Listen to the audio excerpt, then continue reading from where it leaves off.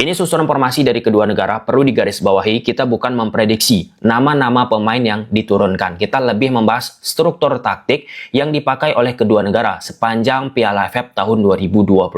Kita mulai.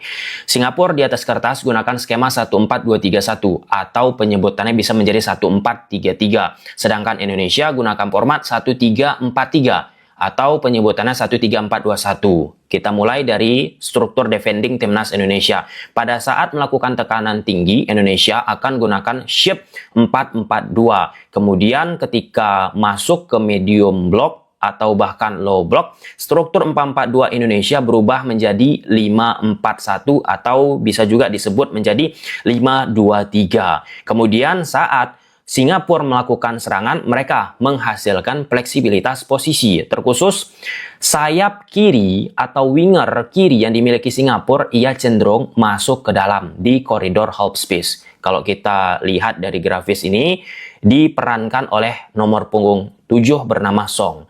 Sedangkan attacking midfieldernya nomor punggung 13 Haris akan mengisi half space sebelah kanan. Dan kelebaran sektor sebelah kiri itu diserahkan ke posisi fullback-nya. Jadi seakan-akan pada saat mereka menyerang, gunakan juga skema 3-4-3 dengan struktur semakin tinggi, yaitu 3-2-5. Kenapa? Karena fullback kanan yang dimiliki Singapura tidak naik tinggi. Ia cenderung beredar di koridor interior. Dalam skema ini dimainkan oleh Lionel. Dengan struktur 3-2-5 tersebut membuat situasi di sektor atas Singapura menjadi 5 versus 5. Terkhusus untuk Indonesia pun menghadapi situasi seperti itu dibutuhkan individu yang betul-betul bertanggung jawab ketika sudah ditugaskan menjaga pemain-pemain dari Singapura. Lalu bagaimana caranya Singapura untuk bisa membongkar pertahanan dari lawan? Yes, contoh nomor punggung 7, sayap kiri yang dimiliki Singapura perlahan-lahan akan turun kawan-kawan, 1, 2, 3 langkah. Tujuannya menarik pemain bertahan yang dimiliki oleh lawan. Ketika sudah menarik pemain bertahan dari lawan, muncullah rongga di posisi yang ditinggalkan, semisal seperti di grafis ini adalah sosoknya Rizky Ridho. Disitulah tercipta yang namanya kombinasi yang akan dimaksimalkan Singapura. Song mengarahkan ke posisi striker dari Singapura, Sawal, dan Song dengan kecepatan body shape-nya langsung menyerang ruang yang sudah muncul karena pergerakannya. Ya, ini juga berlaku dengan orang yang berbeda kawan-kawan. Prinsipnya tetap sama. Nomor punggung 20 yang dimiliki Singapura, Sawal, akan turun 1, 2, 3, 4, 5 langkah. Tujuannya juga sama. Menarik pemain bertahan lawan agar menekannya. Lalu ketika itu sudah tereksekusi, ruang muncul dari area yang ditinggalkan oleh Jordi Amat. Sawal menerima bola. Lalu di sini kedua pemain dari Singapura yang mengisi koridor half space, Song dan Haris, akan bergerak diagonal, menyecar ruang yang sudah dihasilkan Sawal. Bola diarahkan ke Lionel yang bergerak sejak awal lebih dominan di koridor interior, dan Lionel selaku fullback kanan langsung memberikan passing ke area yang sudah dicecar oleh Song serta Haris. Nah, itu juga terus-menerus dieksekusi oleh Singapura kawan-kawan. Di sini Haris 1, 2, 3, 4, 5 langkah melakukan jogging, mencoba memancing, memanipulasi defender yang dimiliki oleh lawan.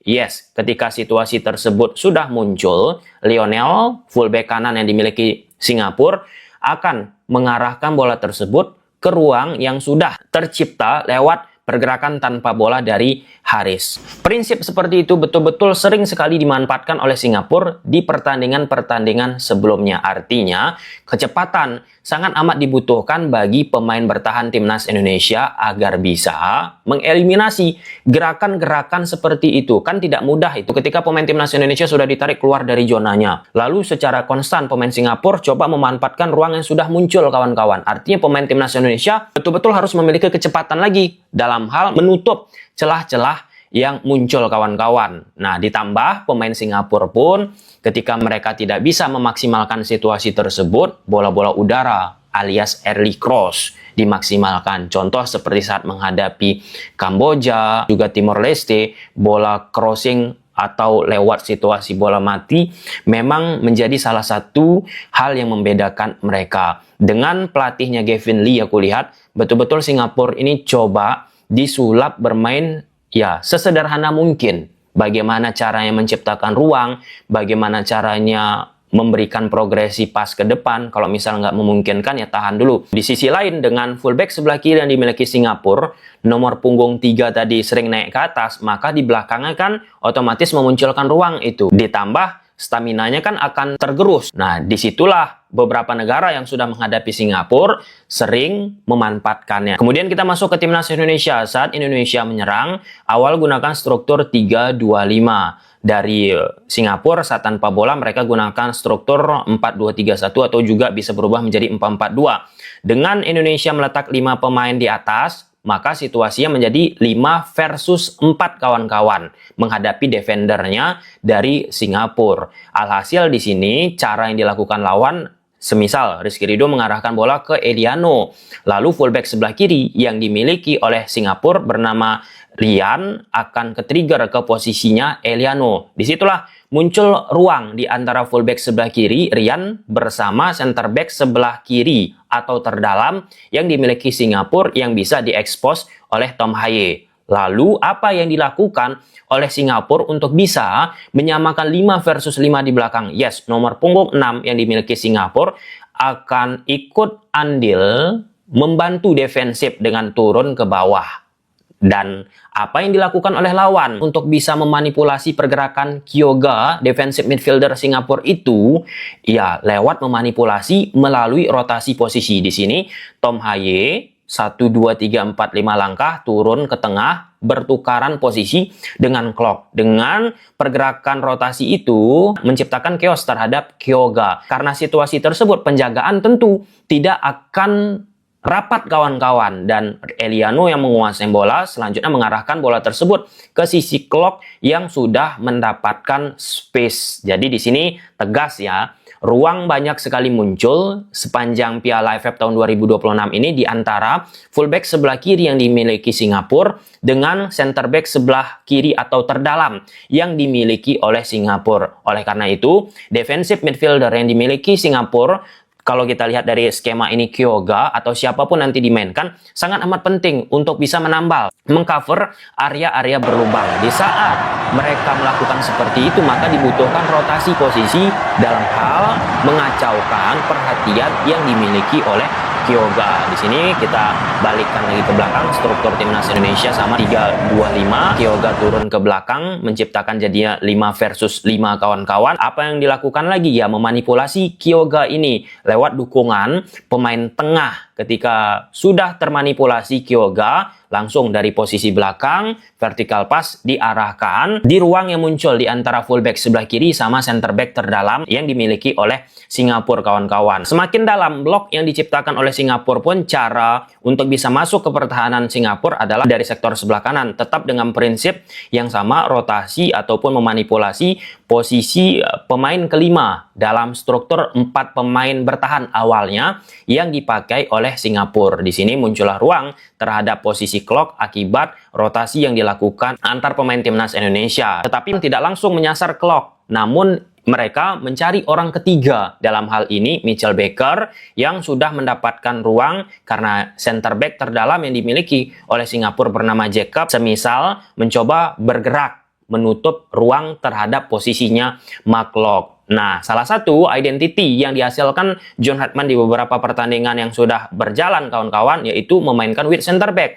Rizky Ridho dan Sen Petinama naik tinggi atau melebar kawan-kawan, dan di belakang menyisakan Klok, Jordi Amat, juga Ivar Jenner. Ketika prinsip ini sudah tereksekusi, diiringi oleh pasukan John Hartman adalah melakukan rotasi. Semisal Rizky Ridho, Eliano, Tom Haye bergerak, juga Sen Patinama, Ragnar Oratmangun, Donny Tri. Nah, hal seperti ini betul-betul harus dijaga pasukan John Hetman jika ingin tetap mengaplikasikannya. Karena apa? Di saat Rizky Ridho Sen Patinama sudah melakukan rotasi dengan pemain-pemain yang beririsan dengan zonanya, maka area yang ditinggalkan mereka itu muncul ruang besar, ruang lebar. Saat menghadapi Vietnam kemarin, betul-betul dimanfaatkan. Apakah salah John Hetman menggunakan sistem ini lagi kalau melawan Singapura? Sebenarnya nggak salah, asal timing rotasi yang dilakukan Rizky Ridho Sen Patinama itu proper.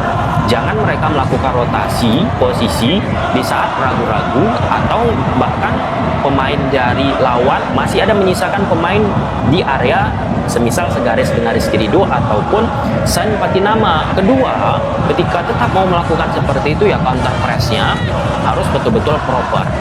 Kita ambil sederhananya. Kenapa? Spanyol kemarin itu mendominasi penguasaan bola, rotasi posisi banyak, plus garis pertahanan tinggi, tetapi nggak bisa dimanfaatkan ruang di belakang oleh lawan karena mereka cepat counter press-nya. Itulah yang menjadi problem kemarin itu untuk timnas Indonesia. Mereka hilang bola, nggak cepat itu merebut bola lagi. Menurut data yang dikeluarkan oleh FIFA, Spanyol saja untuk Piala Dunia kemarin berada di urutan kedua.